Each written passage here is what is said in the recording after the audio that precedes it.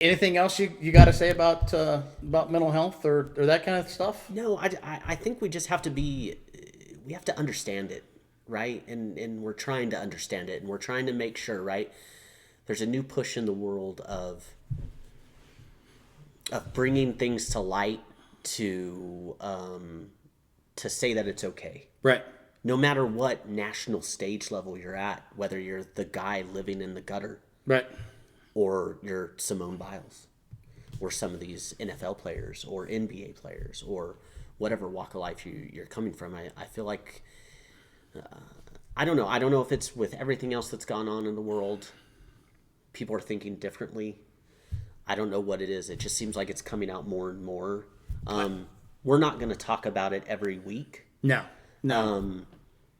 We want this to be a very fluid thing that hopefully we can get some ideas from you guys, if you're there, right? We want you to be there. We want you to follow us, and we want this to be kind of an open forum. Like we don't. I just want you to know these are the notes that I have. I mean, they're not stats. These are just all they are is just ideas that we have, and so one of the concepts that we're kind of kicking around is basically.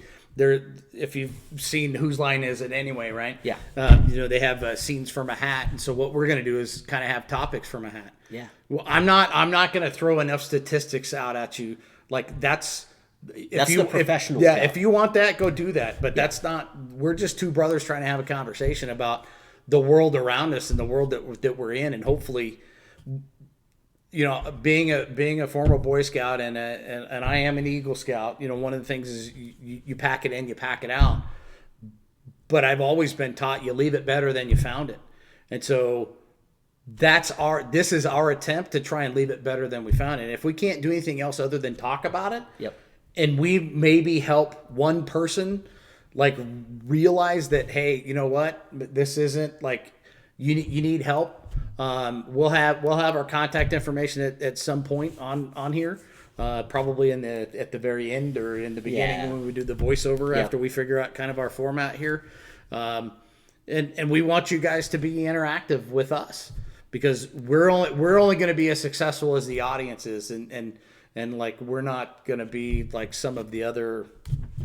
I won't throw out any names, but we're not going to be like some of the other people that are out there doing this kind of thing. We want it to be a little more interactive, and we want questions and comments and remarks, so we know that you guys are listening to us and that we're hitting on the right, the topics and that kind of stuff, because we don't have all the answers. No, and I would love.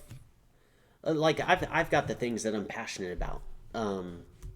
Sports is a big thing, right? Right. But if you just want to hear a couple guys talk about something random that maybe we're not passionate about, right? Maybe we do a little Google search, find out a little information about it. Sure. And then we spend 5-10 minutes talking about it to help you bring you in or a different perspective to something that you're struggling with. Yeah, because a lot of times not struggling with. I mean, sure. I mean, a lot of times what happens is you get so lost in a situation that you can't see any other potential solutions, right? You have this problem, and all you see is kind of one way out, and that's sometimes there is only one solution, but for the vast majority of it, there's like we always used to say, there's more than one way to skin a cat. Well, teamwork makes the dream work. Like, you got it, and there's no I in team either. And there's no I in team, and we might not be the same nationality, the same ethnicity, the same race, color, creed, whatever, but we're all humans. And at the end of the day, we want everybody to live a life that they feel is worth living. Is worth living, right? And I think a lot of that comes with me. A lot of that comes with age and having experienced some extremely emotional personal loss, right? Like, you have time to sit back and reflect and take those me days, because sometimes you can't get it. We all have busy lives. everybody's got to work. Everybody's got kids. Everybody's got yeah.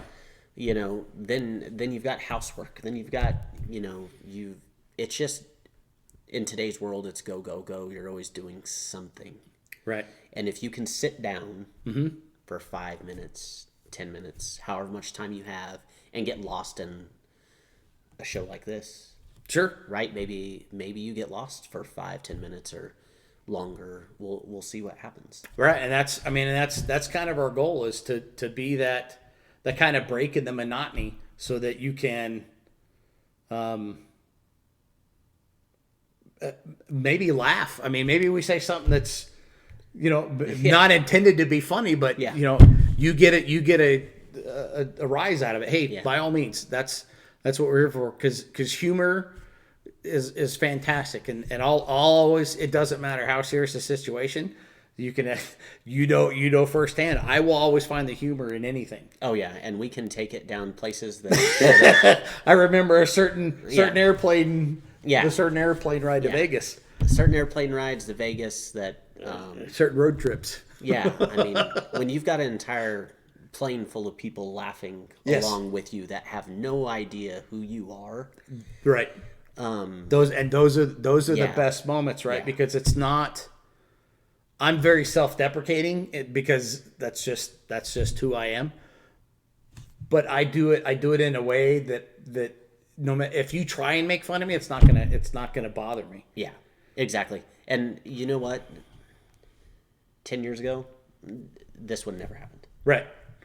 Like, the growth in 10 years, whatever it is in life that brings you out of that shell to make you more comfortable with yourself and the things that you do in life is, I mean, sometimes it takes that long. Right. So. Well, and again, it's being able to view the world around you and understanding things aren't always black and white. As much as you want them to be black and white, they are not. No, there's a lot of gray in the world. A lot of purple, a lot of greens and yellows. Yeah, whatever other colors you want to throw in there. There's a lot of in betweens. Yes, lots of in-betweens. There's a lot. And so I did hear you mention that one of your favorite topics is sports. So let's talk a little bit about the football season that's going on right now. I know I'm a Cowboys fan. You're a Chiefs fan. Diehard Chiefs fan. And so never lived in Kansas City. Well, I've never lived in Dallas either. So, but but I'm not one of those frothing at the mouth kind of rabid fans. Like, I'm a very realistic fan. Like, I understand when the team is good and when it's not good. Oh yeah, no. A few years ago, the Chiefs were absolutely terrible. Well, the Cowboys have been terrible for 25 years, so I'm good with that. Yeah, I mean, Pat Mahomes has kind of taken us another direction, and I just want to clarify, right? Like, I've been a fan for 31 years. So back when Derek Thomas and Neil Smith, Neil Smith, Joe Montana, and Marcus Allen were all part of that team. So I don't want to hear any bandwagon stuff. Okay. Right. I've been a fan for a long time. Yeah, same here. Like, this has been the most exciting time as a fan, though.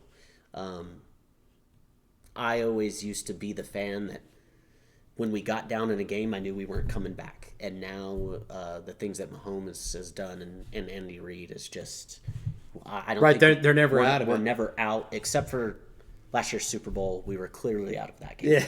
Well, so, you had a lot of people hurt though. So we did. Our O-line was busted up. Game plan could have, I think, been better. Mahomes or any quarterback in the league shouldn't scramble for 400 or 500 yards. I can't remember what that stat was, but no quarterback should do that. And when the quarterback and it wasn't always north-south stuff. It was east-west. So. Yeah, and when the quarterback's still putting the ball in people's hands or helmets for touchdowns that they're dropping, it's like he did everything he could. Yeah, well, and I think that's the sign of a true professional in sports, and they study their craft, and they know what their job is and what they need to do, right? And so to kind of piggyback on your about being a fan of the Chiefs for 31 years, yep. I got you a beat just a Just a smidge. Just a tick. Just a smidge. I've been a fan of the Dallas Cowboys for 42. Yeah. No ages being thrown out. Right. No, right. I'm not going to tell you how old I am, but you just carry the 2 and figure out the math there. But I like the first time I got to meet them was as a kid. The Cowboys in the late 70s used to play these charity basketball games. Sure. And so they actually came to our hometown and played a charity basketball game against I believe it was a combination of the police department and the fire department. And, so I'm a 6-year-old kid sitting on the front row of the bleachers, and I've got this T-shirt that's signed by all these people. I have no idea who they are. That's awesome. I just noticed that they're these great big tall people because, I'm not very tall to begin with. I'm only 5'8". I'm average size. And so going and watching this game and watching these guys play basketball, and then they go home, and then you see them the next week or a couple of weeks down the line on TV playing football, and you're like, wait a minute. Wait a minute. Yeah, how did okay, and so you kind of ask those questions, and you figure it out, and then you realize, that was Roger Staubach, Drew Pearson, Randy White, Ed Too Tall Jones, like all those big name Cowboys came to your hometown to play a charity basketball game. And if you've pause for just a second, if you've never been at a live game or around any of these people in real life, the TV will never show you exactly how big these guys are. Right. No, like they are astro-frickin-nomical in size. It's huge. Like seeing Tyreek Hill stand next to like Josh Gordon in a game that I went to this year, Josh Gordon's a monster. Right. Like he is a monster receiver compared to little Tyreek Hill. And then the linemen and stuff like that, these guys are just massive athletes. Right. They're huge. Yeah. And so just imagine those guys, and then Ed Too Tall Jones. Oh yeah. Right. At 6 years old, looking at Ed Too Tall Jones, he might as well have been as big as the moon at that point. Because I had no ability to compare those, and I don't know of another player in the NFL right now that's as tall as Ed Too Tall Jones was. Honestly, I'd have to look at some stats of some other players, but it seems like they get bigger and faster. Right. It's a different brand of football these days. Everybody say that it's getting soft, right?